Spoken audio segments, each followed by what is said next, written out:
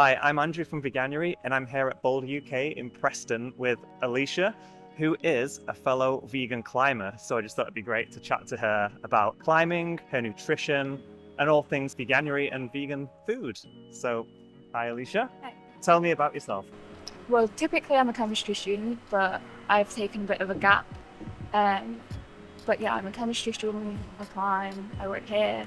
What came first for you, climbing or veganism? I've been a vegan for, it'll be 10 years this year. So, yeah, I think I'd say veganism. Yeah. Yeah. That's cool, because I find it interesting to see if anyone knows how it affected their recovery, how it affected their strength on the wall. Because for me, I went vegan when my son was born, so it's 5 years ago. And it's quite tricky for me to identify how I feel, because that time is when I've had no sleep. I had a baby that was up all night. Now I've got another baby who's up all night. So I feel like I haven't been vegan and had a good night's sleep. And from what I read, having good rest is the best way to perform.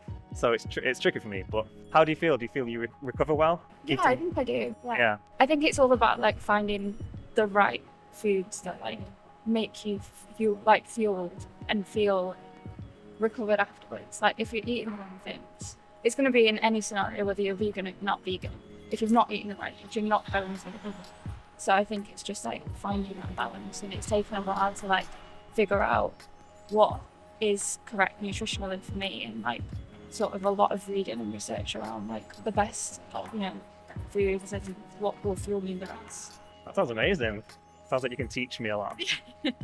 Yeah, because obviously, you can be really unhealthy as a vegan, the same way you can be as a non-vegan. And I do like junk food.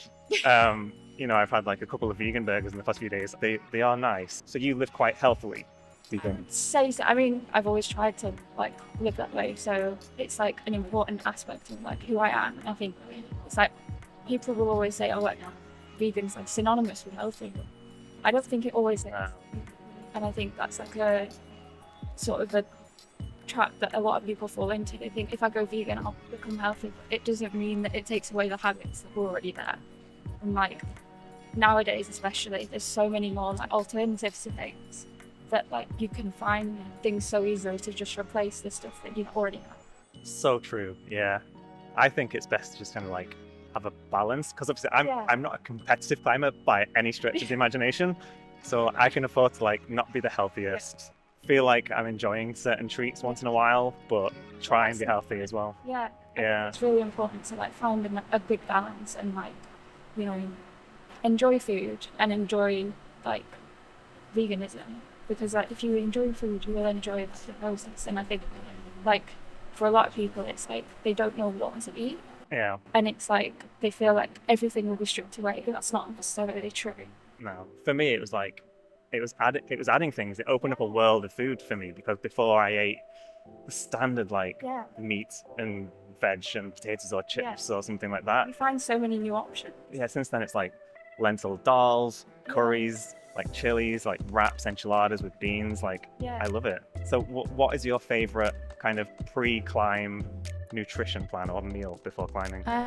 Pre-climb, I mean, it depends on the time of day, but I usually will have some rice cakes with some peanut butter and raisins on, or just for some quick carbs and a bit of a sweet treat.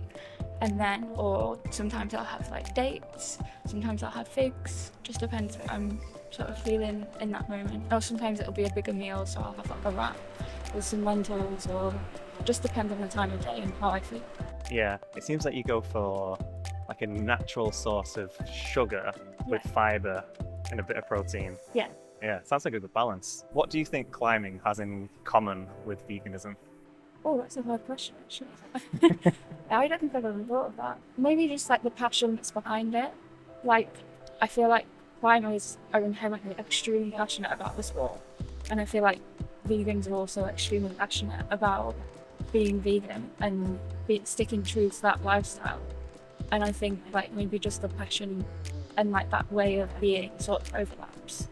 That's such a good answer. The passion in climbing is huge, and the energy that you get from the community in climbing is like, yeah, really vibrant. And then the same with veganism and people who are advocating for like animal rights. There's such a passion there, and it's almost like a mirror image, I think, between climbing and veganism. One thing that I've thought about is like both communities are really welcoming. I was going to say, like, it's a very welcoming community, and there is that sense of community there. It's really nice. Yeah, because I love that. So obviously, for me, I climbed first, and then veganism came later. But all the way through, like, climbing has been like a nice community place. Like, everyone is happy for a chat or to work on like a bouldering problem together. It's really nice for that. And then on the other hand, when I went vegan, I was asking kind of like for help online, and the community response is really lovely and really welcoming. So it's like both of these two spheres, these two disparate niches, both have really nice communities, and it's just really nice. How often do you climb? Well, it depends. When I'm at uni, not so much, but when I'm off, fair amount, maybe 3-4 times a week. Cool. Yeah.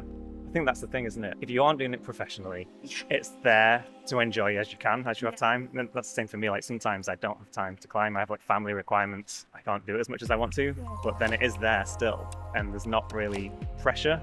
It's like you just come and enjoy it and see what you can do. Do you have any plant-based role models or like athletes that you look up to? Yeah, I actually do. There's an ultra runner called Scott Jurek, and when I read his book, I read it pretty late into becoming vegan, but it honestly just changed my viewpoint on nutrition and how to fuel myself, and it just made so much sense. And he was so sort of like, he gave so many good recipes in it, and it was so inspiring to see someone at the top of the sport who is vegan and like promoting it and promoting it in such a healthy way, and such a way that like you can really gain a lot of knowledge from like what he says and like his years of experience as a vegan. So yeah, I think I'd say him. I hadn't thought of him, but like, yeah, he is amazing. And you see it a lot in like endurance sports and ultra runners. Like, veganism is often seen as a way to fuel endurance, and it's like, how do they do it? Because the endurance runners, they're running through the night in multiple days. How did they firstly stay awake? You know, they have power naps sometimes. But yeah, it seems like plant-based food helps them achieve that. And I find it really interesting to see that, like, I know there's like a lot of misconceptions around that it doesn't provide you the right amount of energy. It's like, well, quite clearly an example of if you do it right, it can. Yeah, absolutely. Jasmine Paris, have you heard of her? So she's like I'm pretty sure she's vegan, ultra runner. She has a running group called Green Runners. So their whole ethos is about like lowering your impact on the environment while running. So they kind of really push like looking after your equipment, so you're not like having to replace them, not necessarily repairing stuff, and then obviously the plant-based diet. Just really inspiring to see. And yeah, I got into a bit of like a rabbit hole watching videos about like endurance running and some great documentaries. No, there really is, and there's so much information. Like, and I feel like because it's like it's a sport that really relies on you having to efficiently fuel yourself. Yeah, they've got so much knowledge about the best foods to eat and like the right way to fuel yourself as a vegan, just in general. Yeah, great. Thank you so much for bringing that up. So Veganuary has a plant protein cookbook, which is new for this year, and like some like athletes provided recipes. So one of the recipe donors, I guess you call them, is Sophia Ellis, who's a Team GB powerlifter. So that was amazing. She's super enthusiastic about like Veganuary and like plant-based, and like it's just good to see that you can use plant-based food for fueling real strength, like powerlifting, as well as more endurance-based sports.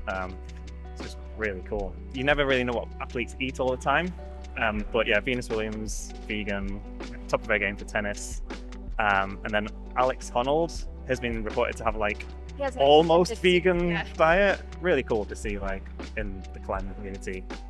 Do you have anyone in your like social groups who are trying vegan, or who you supporting with veganism? I don't really. I mean, I think it's like a bit of a weird setup in my household family because I'm the only vegan. So it's sort of like they've really helped me, like, because I started when I was 13. So it's like they've really helped me like be able to like do this for myself and like really explore like this way of living. But yeah, I don't think I've tried to like, you know, you know, get my mum and dad to try it and stuff. But even if you just implement a couple of dishes here and there, like, And you'll be having a positive impact on your family. Like, I'm sure they're seeing what you eat, incorporating more things into their... I mean, to be fair, like my mum's like sort of gone like sort of vegetarian for it, so I'll like make her food sometimes and like, you know, give her ideas for food. Yeah. I'm not really sure what to eat. I'll like make her a wrap or like give her some beans and that. Yeah, you'll get there. Yeah. That's what I say. It's like the best way to kind of persuade people about the ethics of veganism is showing that it like tastes nice as well. So, yeah. That's a great shout. So you're looking into coaching finally, right? Yeah. What are your plans with that? How's it going? It's doing okay. I've not, because I've just like sort of taken a gap from uni pretty recently. So it's sort of like I'm trying to figure out how to, you know, schedule like getting in shadowing shifts and training for myself, and then also like setting up the assessment and stuff like that. But you know, it's going well. Do you have any plans to kind of like hint at the people you coach when you are coaching them to like follow more plant-based diets? I think it's good to give them like options of what they could do, because sometimes it's just so daunting just because they just don't really know where to start. Yeah. So if you can just give them ideas, it might sort of spark something within themselves. And I think that's the best place that it can come from. It's like you inherently want to suit yourself. That's such a wise and clever response, because I was raised in a household where it was all very traditional, quite a lot of meat and dairy. Yeah. And so like I grew up way into adulthood, like just this is what life is like. You don't really question things, and then things only really clicked into place in like mid-30s, and it's like so late.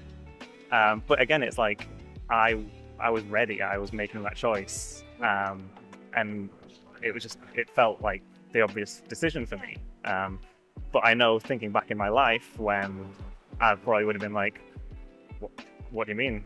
I can't imagine being vegan. Yeah. But I think we live in a time now where it is more, It's a lot it's more acceptable. Yeah. I remember when I started and it was like, there was nothing like, I felt like I was sort of, you'd go to a restaurant and you'd be like, do you have anything vegan? And they'd be like, what on earth is vegan? I don't understand the question. And you sort of have to like explain it to them, and they'd be like, you don't know any? What? It was like so bizarre. But like now it's like, it's so cool to see that like it's just become like a normal thing and more people know about it, and it's a more common thing, you know, more common practice. That's great. Do you remember back when you were 13 what made you try vegan, become vegan? Yeah, so it's a bit of a weird story, but I wanted to be vegetarian because I didn't want to, you know, have an impact on animals. And I said to my mum and dad that I want to be vegetarian, and they were like, no, you're too young. You know? And then I was sort of researching into different things, and I saw veganism, and I saw how healthy it can be, and I like explained it to them, and I was like, I really want to do it like for my health, blah blah blah. And they were like, okay, you can try it. And I think what it was I don't think they thought it would stick. I think they thought it was like extremer than vegetarianism. It was perceived that way, definitely then, yeah. And I don't think they thought it would stick, but it did. Well done. So 10 years later, still here. That's so cool. It's like you went in from like a data-driven perspective, you like had the science. Yeah.